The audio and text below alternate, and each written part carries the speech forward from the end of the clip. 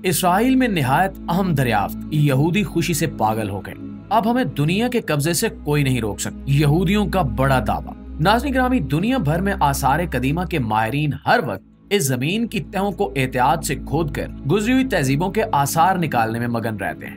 انہی کوششوں کے دوران اسرائیل کے ایک شہر کے قریب موجود ایک نہایت قدیم جگہ جس کا نام تل اشکیلون ہے، وہاں سے عجیب و غریب قسم کی دریافت کی گئی۔ ہم آپ کو بتاتے چلیں کہ تل اشکیلون کا یہ علاقہ جغرافیائی لحاظ سے بھی بے حد اہمیت کا حامل ہے، کیونکہ تاریخی ریکارڈز کے مطابق یہ جگہ حضرت داؤد علیہ السلام اور ان کی سلطنت کے پایہ تخت سے کچھ ہی دور تھی، اور ایک روایت کے مطابق پہلا ہیکل سلیمانی بھی اسی علاقے میں کہیں آس پاس تعمیر کیا گیا تھا۔ ماہرین آثار قدیمہ نے تل اشکیلون میں کھدائی کے دوران سفید سنگ مرمر کا بنا ہوا ایک نہایت عجیب و غریب سلیب دریافت کیا ہے، جس کے اوپر اس دور کے رسم الخط میں کافی کچھ تحریر ہے، لیکن فی الحال اس تحریر کو پڑھا نہیں جا سکا۔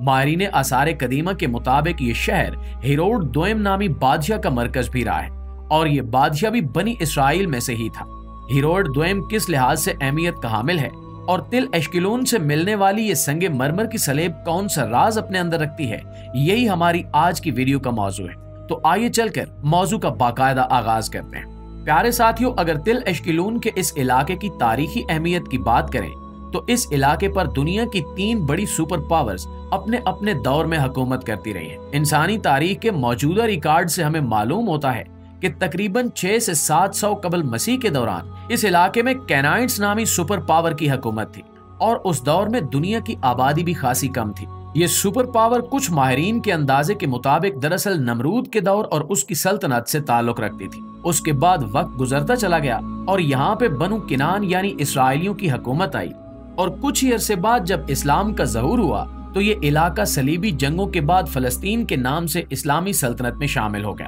اس کے بعد یہ علاقہ تقریباً 800 سال تک مختلف سلطنتوں سے ہوتا ہوا اسلامی حکومتوں کے زیر نگین رہا۔ وقت گزرتا چلا گیا، یہاں تک کہ 1948 میں مسلمانوں کے آپسی تفرقے اور ملک گیری کی ہوس نے عالمی استعماری طاقتوں کو یہ موقع فراہم کر دیا کہ یہودی اس علاقے میں دوبارہ آباد ہو گئے، اور یوں مسلمانوں کا قبلہ اول اور اس کے آس پاس کا بہت بڑا علاقہ اسرائیل کے نام سے یہودیوں کا نیا ملک بنا دیا گیا۔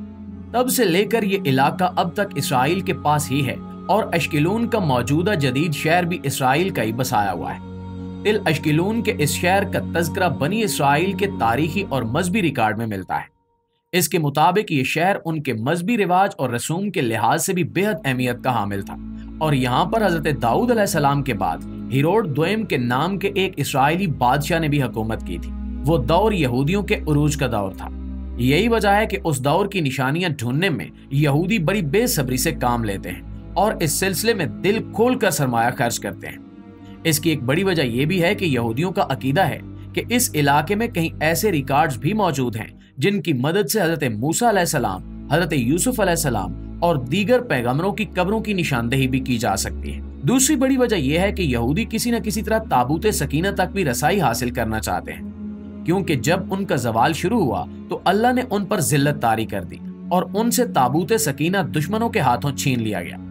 تابوت سکینہ کے بارے میں یہودی بے حد حساس ہیں اور یہ عقیدہ رکھتے ہیں کہ تابوت سکینہ جس فریق کے پاس بھی ہوا اس کی فتح میں کوئی شک باقی نہیں رہے گا۔ یہود کے مطابق تابوت سکینہ پر قبضہ ہونا دراصل اللہ کی طرف سے خوشنودی کی علامت ہے۔ یہ الگ بات ہے کہ تاریخی واقعات اس عقیدے کی نفی کرتے ہیں، کیونکہ یہودیوں کو جب آخری شکست ہوئی اور تابوت سکینہ ان سے چھین لیا گیا تب بھی تابوت سکینہ پر یہودیوں کا ہی قبضہ تھا۔ اصل میں بات کسی چیز کی نہیں بلکہ اپنے عقائد کی درستگی کی ہے، اور اگر کوئی قوم اپنے عقائد کو درست رکھے تو اسے اللہ رب العزت کی تائید اور نصرت حاصل رہتی ہے، ورنہ اللہ کو عبادت کرنے والوں کی کوئی کمی نہیں ہے، اور اللہ تعالیٰ اپنے نافرمانوں کو ہمیشہ دنیا اور آخرت دونوں میں ذلیل کرتا ہے۔ ناظرین، ان تمام تاریخی حقائق کے باوجود یہودی یہی عقیدہ رکھتے ہیں کہ تابوت سکینہ پر ان کا قبضہ ہونا بے حد ضروری ہے، کیونکہ اس کے اندر حضرت موسیٰ علیہ السلام کا عصا مبارک، ان کا جبہ اور دستار مبارک اور دیگر پیغمبران کی چھوڑی ہوئی مختلف چیزیں موجود ہیں۔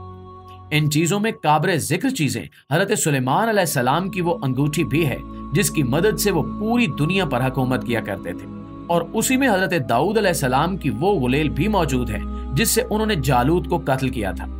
इसके साथ साथ मुख्तलिफ रिवायात के मुताबिक इसमें हजरत दाऊद अलैहिस्सलाम का वो ताज भी है जो उन्होंने बादशाही के दौरान पहना था। मुख्तसरन ये कि इसमें बनी इसराइल के तमाम पैगंबरों से वाबस्ता मुकद्दस चीजें मौजूद हैं और यहूदी दुनिया को ये दिखाने के लिए कि हम अब भी अल्लाह की महबूब कौम हैं, बड़ी शिद्दत से ताबूत सकीना तलाश कर रहे हैं। तिल अश्किलून में होने वाली हालिया दरियाफ्त भी इसी सिलसिले की एक कड़ी है। यहूदियों के माहिरीन आसार कदीमा के मुताबिक ये शहर चूंकि उस जमाने में जोग्राफियाई और तस्वीराती अहमियत का हामिल था, तो यहाँ से कोई न कोई ऐसी निशानी जरूर मिल सकती है जो इन्हें न सिर्फ ताबूत सकीना तक रहनुमाई दे दे, बल्कि इसके साथ साथ बनी इसराइल के पैगंबरों की आखिरी आरामगाहों के मुतल्लिक भी कोई न कोई निशानी मिल जाए। इनकी इस कोशिश को मजीद तेज करने में हालिया दरियाफ्त का बहुत बड़ा हाथ है, क्योंकि जिस तरह की संगमरमर की ये तख्तानुमा सलेब यहाँ से मिली है, इस तरह की मुख्तलिफ सलीबों का जिक्र इनकी तारीख में मौजूद है और इनका कहना है कि इस तरह की मुख्तलिफ स्लेब्स उस दौर में अहम इमारात में लिख कर रखी जाती थी जिनमें अहमियत की हामिल चीजों का जिक्र किया जाता था। इनका मानना है कि अगर इस सलेब पर लिखी लिखाई को ये समझ गए तो इससे भले ही ताबूत सकीना का सुराग न मिले, लेकिन किसी न किसी ऐसी चीज की तरफ रहनुमाई जरूर मिल सकती है जो इन्हें आगे ताबूत सकीना की तरफ ले जाए। इस शहर के मरकजी हिस्से से दरियाफ्त होने वाली संगमरमर की सलेब वाकई बेहद अहमियत की हामिल है। ताबूत सकीना को यहूदी अपना हौसला बुलंद करने के लिए तो जरूर इस्तेमाल कर सकते हैं, लेकिन अब इस बात की कोई गारंटी नहीं कि ताबूत सकीना के होते हुए इन्हें किसी भी तरह से किसी भी मार्के में फतह हासिल हो सके। इसकी सबसे बड़ी वजह यह है कि नबी आखिरुज़्ज़मा सैयदुल मुरसलीन सैयदना मोहम्मद मुस्तफ़ा सल्लल्लाहु अलैहि वसल्लम का ज़हूर मुबारक हो चुका है और आखिरी शरीयत नबी करीम सल्लल्लाहु अलैहि वसल्लम के जरिए दुनिया भर के सामने रख दी गई है। इस शरीयत के मुकाबले में जो कुछ भी आएगा वो खुद ब खुद नेस्तो नाबूद हो जाएगा। यहाँ तक कि इस शरीयत के मानने वाले भी अगर इस शरीयत के खिलाफ जाएंगे तो वो भी नेस्तो नाबूद हो जाएंगे, लेकिन दीन इस्लाम और कुरान हमेशा बाकी रहेंगे यहाँ तक कि कयामत आ जाए। कयामत के नजदीक वैसे भी अल्लाह ताला तमाम मोमिनीन को दुनिया से उठा लेंगे और नबी करीम सल्लल्लाहु अलैहि वसल्लम की अहादीस के मुताबिक कयामत बदतरीन लोगों पर कायम की जाएगी, जो पूरी नस्ल इंसानी की तारीख के सबसे ज्यादा गुनहगार और जानवर लोग होंगे और अल्लाह ताला के नाम से ही नाआशना होंगे।